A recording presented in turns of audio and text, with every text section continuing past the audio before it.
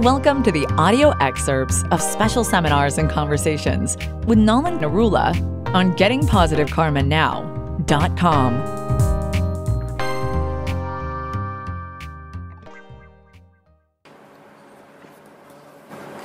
Go through the false ego meditation. We've had the end it focuses on and the spark of the divine in perfect harmony with the desires of the divine. Did we do that meditation today? Then? But anyway, continue. If that is the case, then why is there anger? Because you're not in perfect harmony with the divine. The anger is there, the upset is there because you're not in perfect harmony. The question is how to be in perfect harmony. So today you receive the tools how to be in perfect harmony in the sense of the actions that you need to take and what exactly you need to be attentive to, and that will keep you in perfect harmony. As much as you can execute those, that much you will be in perfect harmony. So we are giving you a step-by-step methodology how to be in harmony with the divine, how to recognize what is the divine intent. So we will get to that shortly and expand that further. So now we come to the fifth session today of the August Assembly, and we talk about the fifth principle of Reiki as a guiding principle that gives us tremendous insight as to how we should act in our daily life so as to make our life very fruitful, harmonious and progressive. So the fifth principle is, just for today, I will respect my parents, elders, teachers, and myself. Now, respect means, of course, to give proper regard to the position of superiority of a person or a situation, to give appreciation. That is part of regard. But mainly it is to acknowledge that there is a superiority of the other over you, basically. So again it leads back to humility, that you are becoming aware of your shortfalls, your shortcomings, which is why you are aware of the other's superiority. When you are thinking you don't have shortcomings or shortfalls, you are able to tackle the other person on a 1:1 equal basis, then there is no question of superiority. So then you don't have that respect. It's only when you understand and realize that the other is superior to you in a particular placement that you can actually have respect. So you need to be aware of those factors.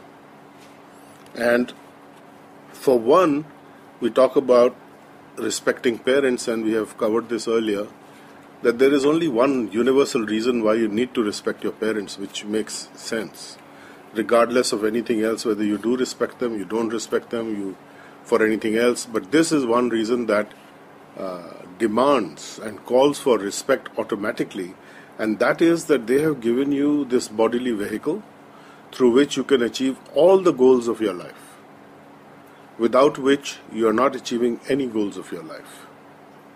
So that is something you can't top. You can't be superior to them in that aspect. So therefore, they will always remain superior to you in that specific regard, and that regard is something that drives your whole life, actually. Because without a body, you're not going anywhere. So then you might as well be a ghost. And that is a suffering position. So this is the only body that you have, and it gives you shelter. It gives you a place to stay through which you can act out, enact, do your progression towards whatever is your goal. And you are always placed in a body which is perfect for you to learn a particular lesson, to progress you in a particular direction. And a lot of it has to do with detachment. Your body starts to give you messages that unless you detach from this thing, it's going to be painful. Unless you detach from that thing, it's going to be painful. So typically we find this in the area of food, where we are eating foods that are actually creating dis-ease and then disease, and we resist changing our food habits, and we try and take medicines to mitigate the side effects or the end results of those diseases without actually touching the source of the disease. So that's the failure of modern medicine, where chronic degenerative diseases are treated palliatively and the main disease is not touched, because the only way to touch it is to review what kind of fuel you're taking and what kind of residue that is leaving in your body, which leads to disease results, to disease ultimates.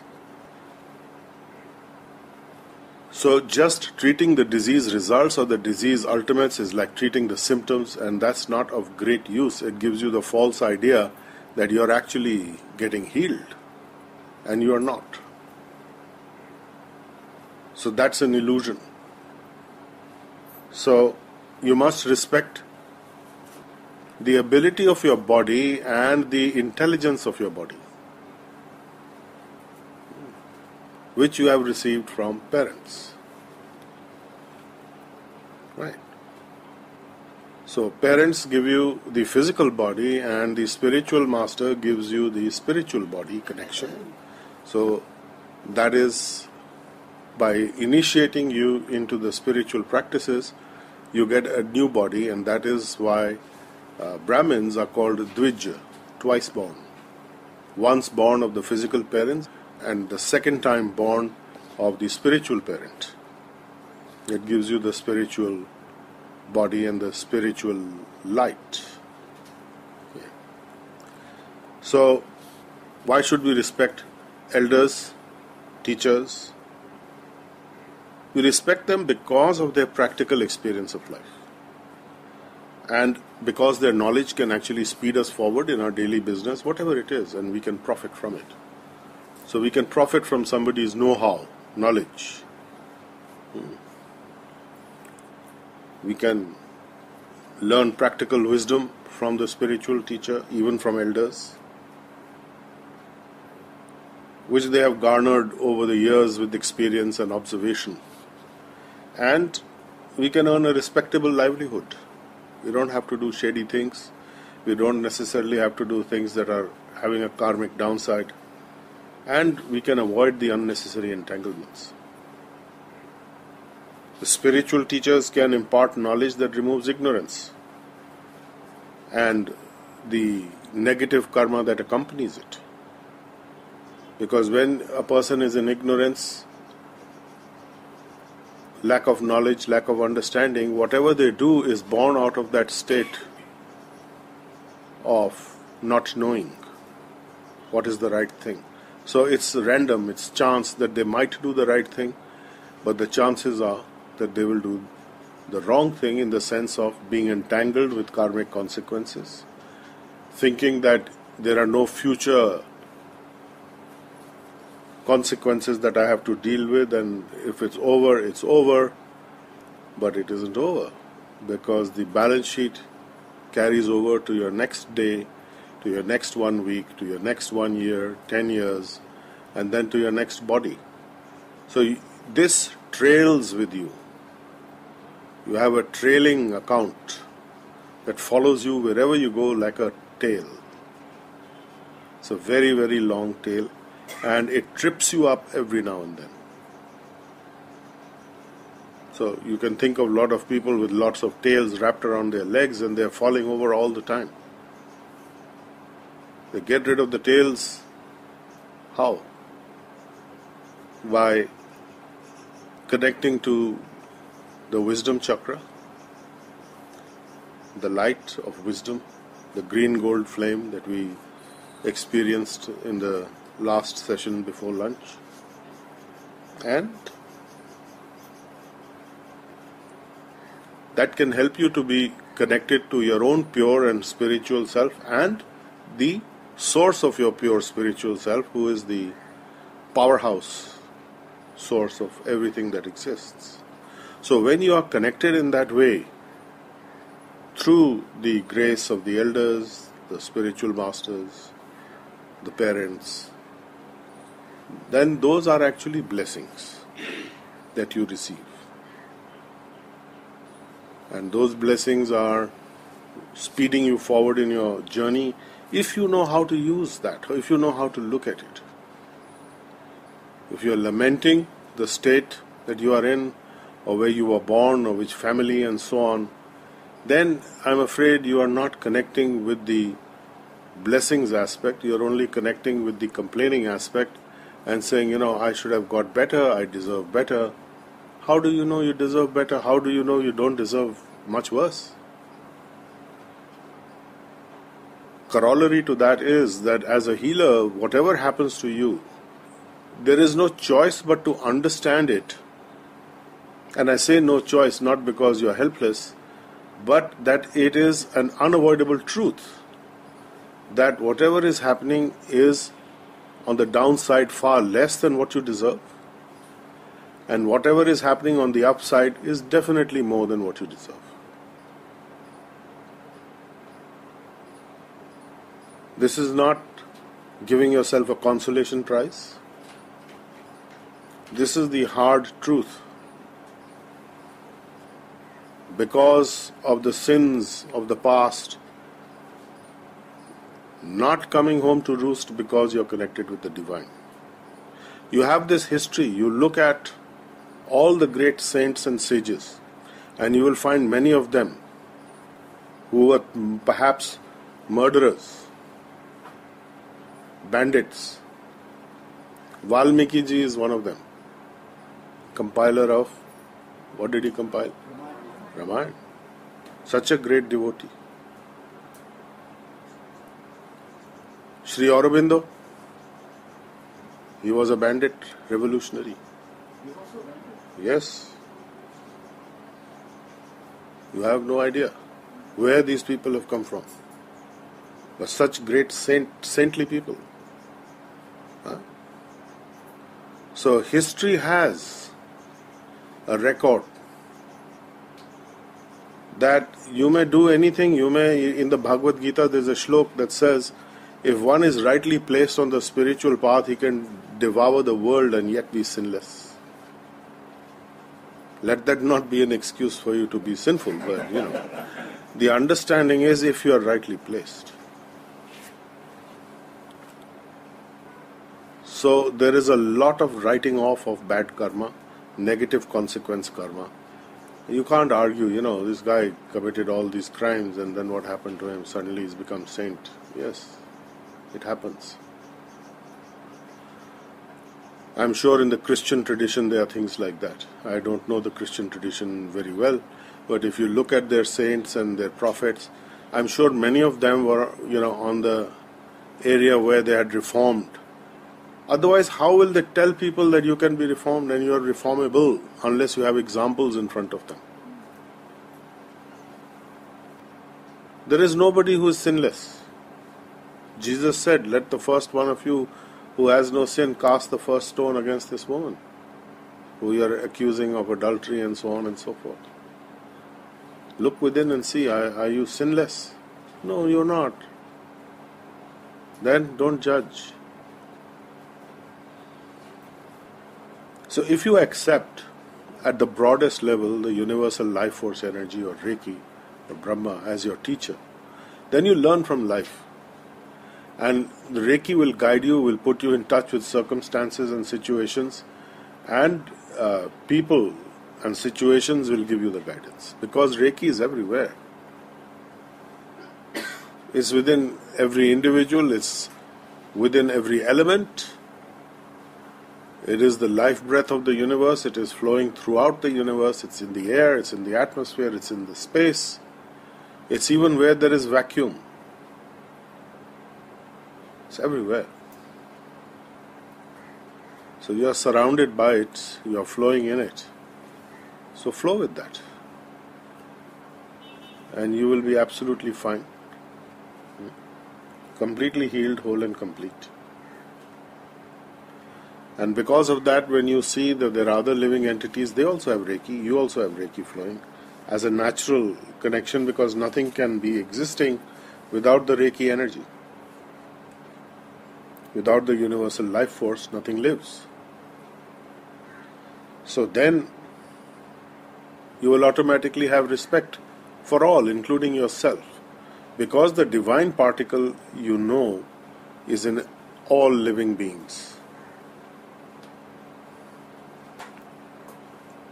When we went to Colombia, South America, and very nice people. It's torn by revolution, strife, militias. The hotel we were staying in, they had guards, armed guards in the lobbies with AK-47s, very tight security. But the people overall were very gentle. And we were invited to a healing session. One local healer was there, and one of our Reiki channels from Miami, she knew him, and we had gone there, and we met them. They're such gentle people. And they didn't speak English, I didn't speak Spanish, so there was a translator, and I asked them, what is your biggest problem in life? What can I do to help you? And they said, we are very miserable people. We are oppressed by the terrorists, we are oppressed by the government, we are oppressed by the militia. We do not know what's going on. We are in fear. We are very discarded kind of people. How can you help us, sir? There must have been about 500 people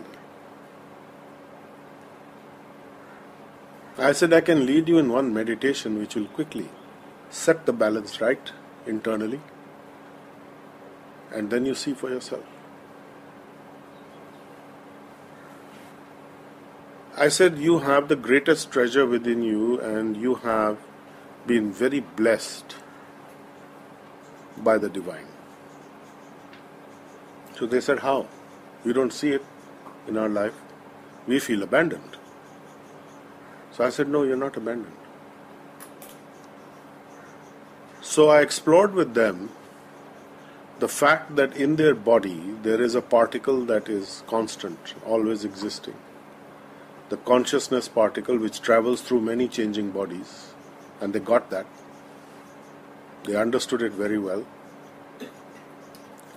And I said, this constant particle at the very minimum, you can understand, is connected to something that is also of the same nature. That is also unchanging and happy and divine. They said, okay, yes, we can make that connection. I said, and all that is sitting inside. So they said, what should we do? So I said, every morning when you get up, don't get out of bed. Just kneel in your bed, fold your hands like this in a namaste position, and say namaste. So they said, what does that mean? I said, namaste means I bow down to the divine particle within. So I said, you are so fortunate that you have the presence of the divine particle in you. The divine is thinking that you are so worthy that he wants to be with you. I said, you are very, very blessed. Oh, they got so excited. And they did namaste, and they got very excited. And then they said, you must touch us and bless us. So we were on our way out. They caught hold of us. You can't leave. You have to bless each and every one of us. So 500 people blessing their heart chakras, crown chakras, arms kind of fell off by the end of it. But it was such an astonishing experience. Then they interviewed us for television, brief television interview. And we told them, I said, basically, everything else must be maybe cracking around you, bombs may be falling, shots may be going off. The smugglers will be there, the drug guys will be there, the emerald mine smuggling is going on, cocaine is going on, so many things happening. But the divine chooses to be with you. You're blessed. So Namastute, I bow down to the divine particle within. So he's not only within us, he's within the other. And if you are able to make that divine to divine connection, you bypass the false ego, you bypass all the politics, you bypass the petty concerns, and you are having a heart-to-heart connection. So there is comfort in that, there is friendliness in that, and you feel secure. But where there is politics, where there is false ego consideration, where there is filters of those kinds, there is mistrust, there is fear, then of course that heart-to-heart connection is not available. It won't be. Sir, you have mentioned this in the knock in the door. Sorry? You have mentioned this in the knock in the door. Yes. We have mentioned this in our other book, Knock on the Door Will Open. But this is a fact that you can verify for yourself. Each and every one can verify for themselves. It is a fact that your consciousness has gone through many changing bodies in this lifetime. That is reincarnation. You can evolve to a higher level depending on how you deal with your subtle bodies of false ego and illusion, and not be caught up in Maya, not be caught up in the illusory energy of darkness. No hocus pocus mumbo jumbo putting you to sleep. It is to wake you up, to wake up the green gold flame of intelligence, of wisdom.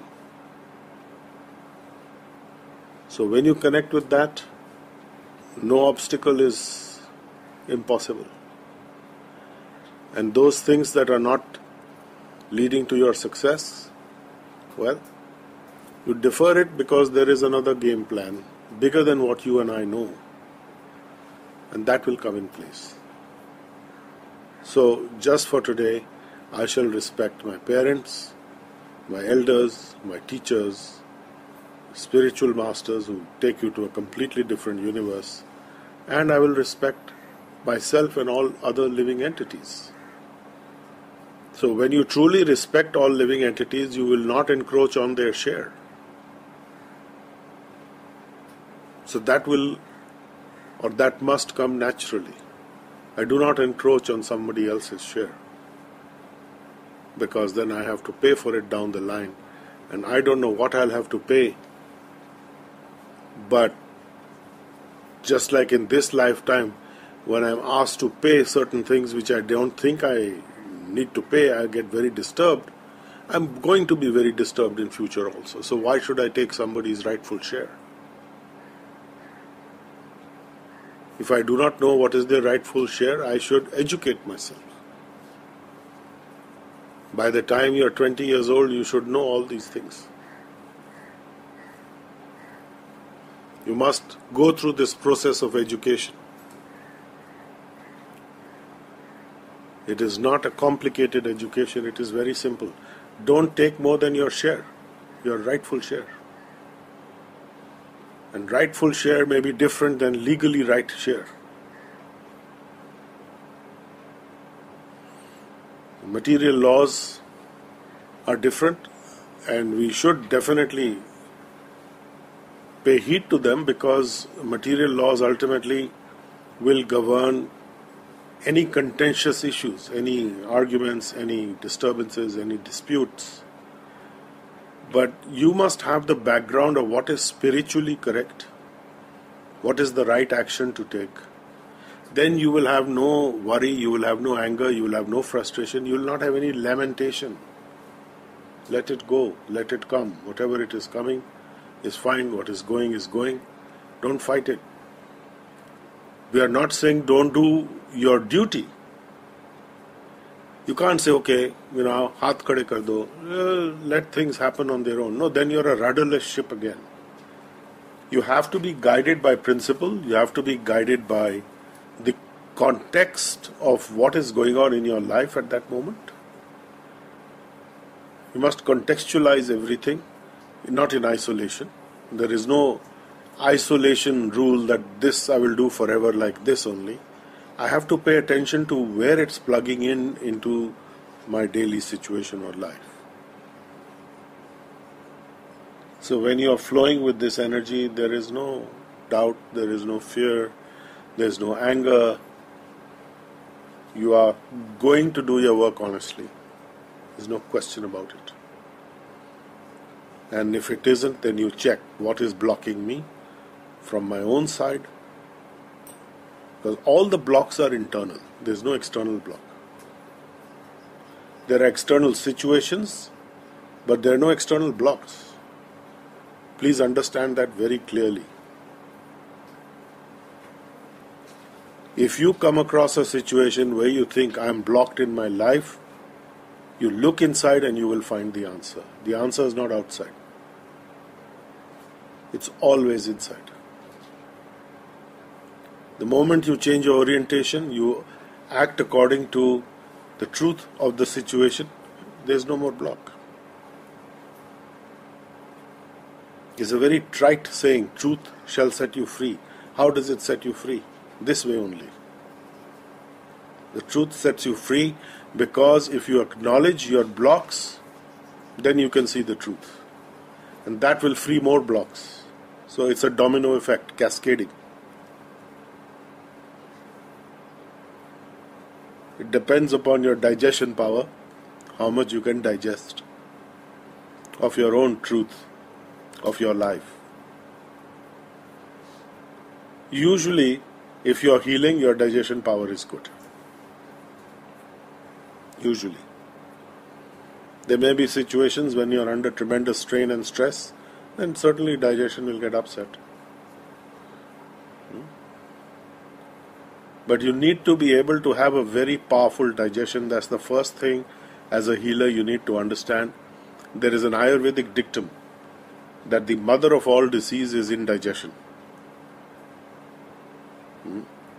All diseases come from indigestion, and all indigestion is coming either from foodstuff or from emotions that we can neither digest nor process and eliminate. So if you can eliminate something, digestion is fine. If your elimination process gets backed up, you are constipated, so to speak, you are in serious trouble. So fix it. Sometimes you will need the help of a doctor. Nothing wrong with that. Go ahead. That's what doctors are there for, to help you. Don't think it's a failure of healing. Just by healing I can do everything. No, you can't. Just by healing you can't repair the roof of your house. It requires the service of a mason or a carpenter, a waterproofing expert. Healing will get you the right people. Healing will arrange for you to have the least amount of trouble while doing it. In your view, it might be lots of trouble because you have never done it or whatever, but it's actually little. Any questions?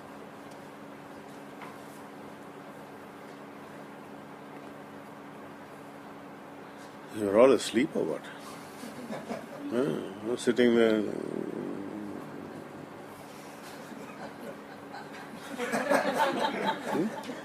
What's going on? You want to lie down for 5 minutes? You can. Do a snoring meditation. Discussing that. You were discussing? So take a snore or two. Who was snoring? Prashant? Yeah. They're pointing towards you. He was lying down. He said, I'm going to lie down. Sure, that's why I gave you extra time. Have a snooze. So any I purposely sat here because it's a nice draft. nice draft. Cool draft, so it's keeping me awake. हाँ. आप भी उधर बैठ जाओ ऐसे ऐसे करने के बजाय आप भी उधर चले जाओ ना गर्मी लग रही है तो उधर बैठ जाइए ना जिनको ठंड लग रही है वो गर्म जगह में आ जाए not a problem You're blocking his draft or she's clear now? Yeah, okay. दूर हैं और कोई प्रश्न हो तो पूछें, कुछ कहना चाहें तो कहें.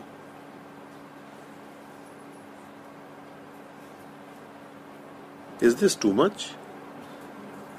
I'm getting the feeling it's a bit much for you guys. No? It's good?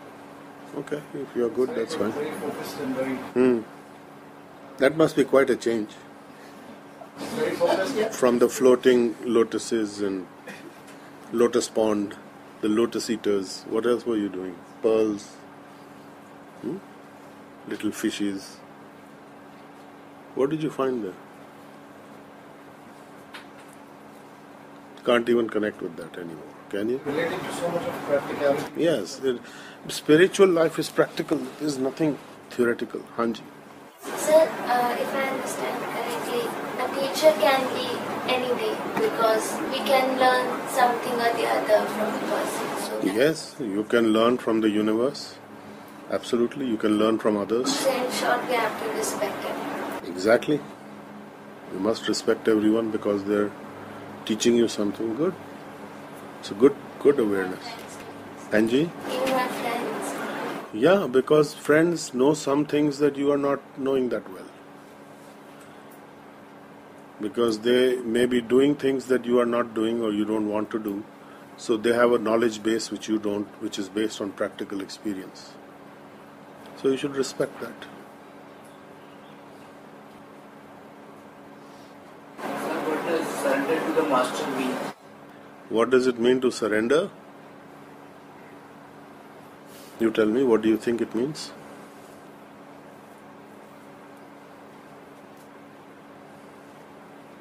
Anyone can say what does surrender to the spiritual master mean?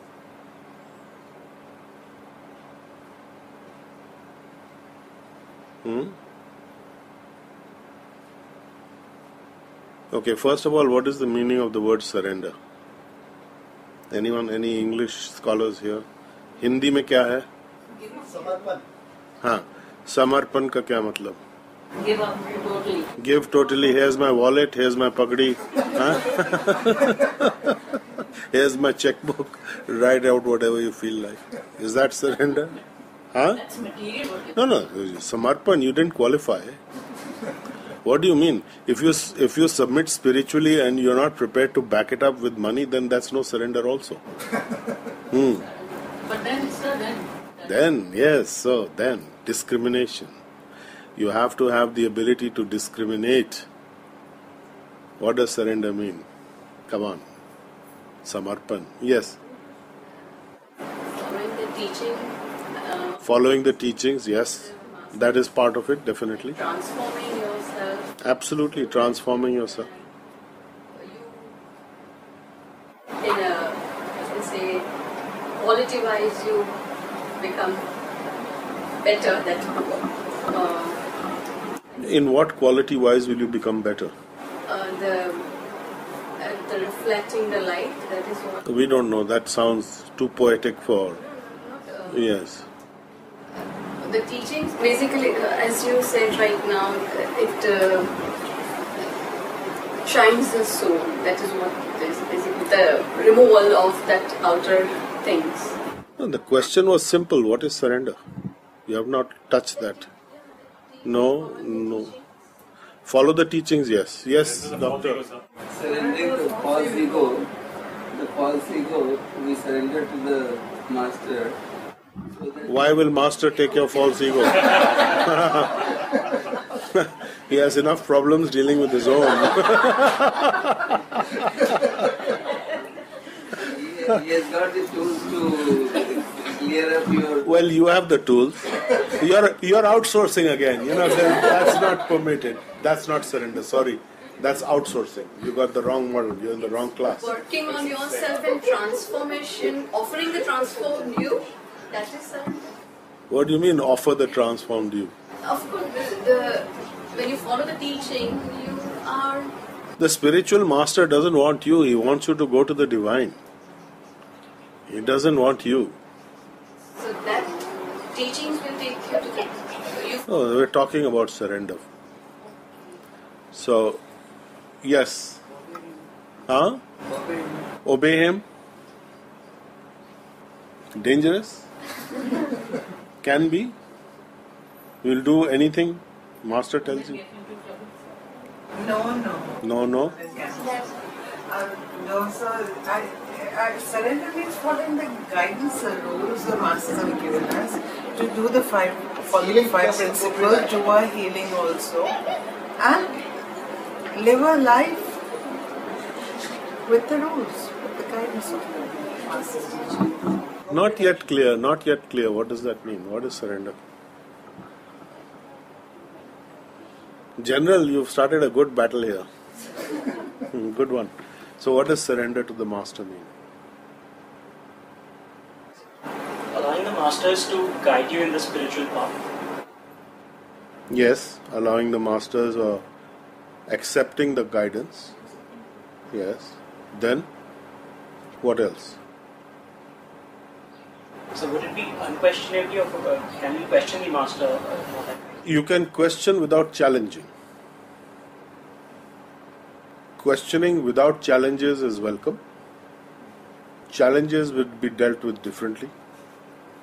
So, non-challenging questions, absolutely, you must have. But why would the students challenge? They do. They don't know better. They have no idea of the position of the spiritual master, so they challenge. If you ask a respectful question, anything is open for questioning. But you can't assume a familiarity position with the master. Humility? No, familiarity.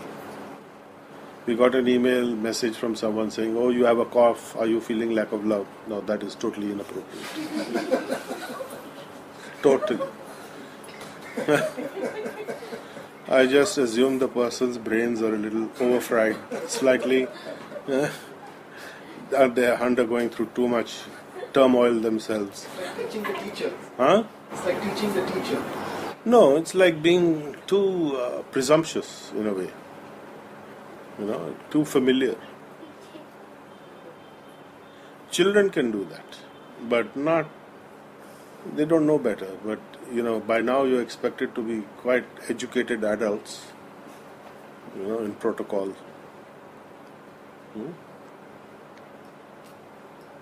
So what is surrender? I don't know, you explore it. Why should I feed you the answer? Find it for yourself. What is surrender? Surrender is also What do you surrender to? Are you surrendering to the master or are you surrendering to the path?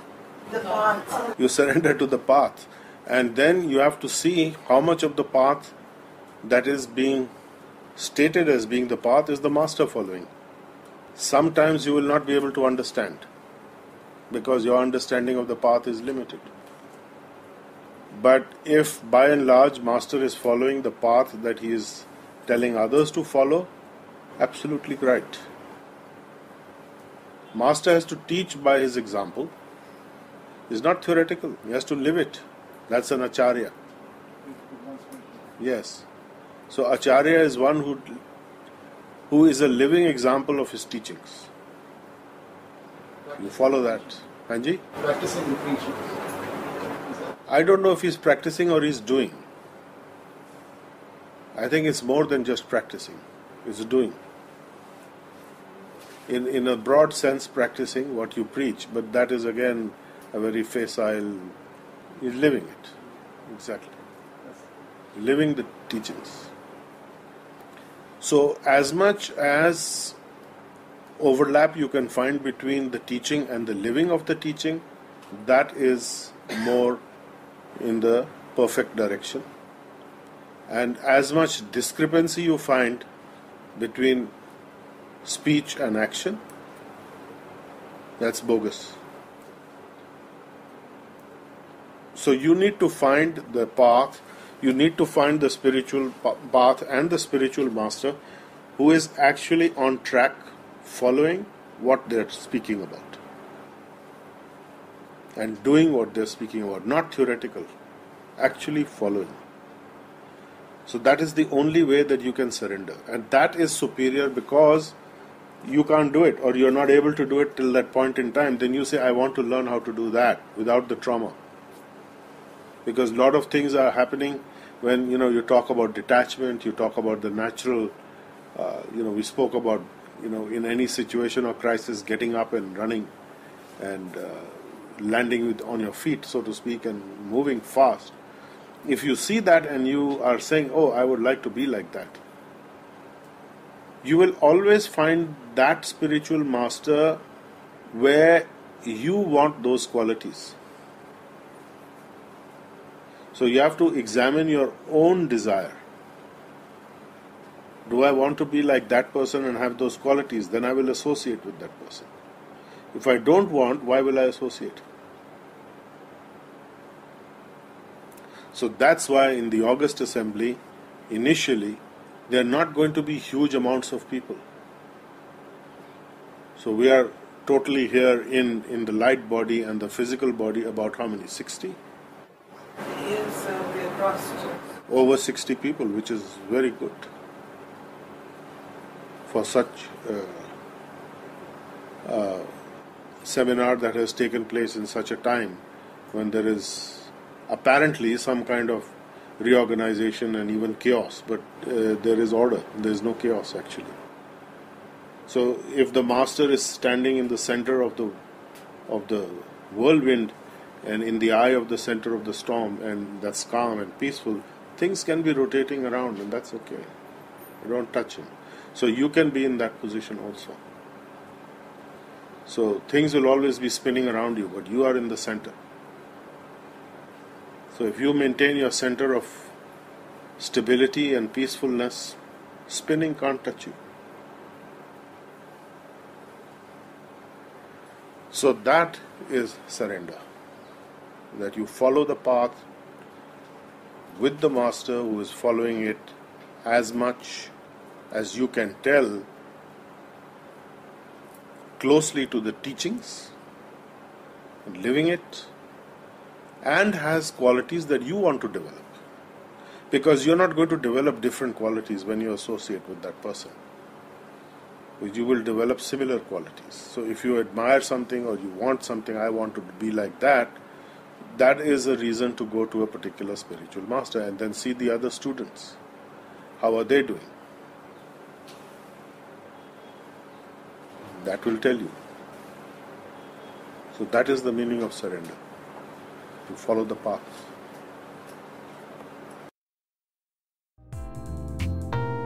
You've been listening to a discussion with Nala Narula on www.gettingpositivekarmanow.com.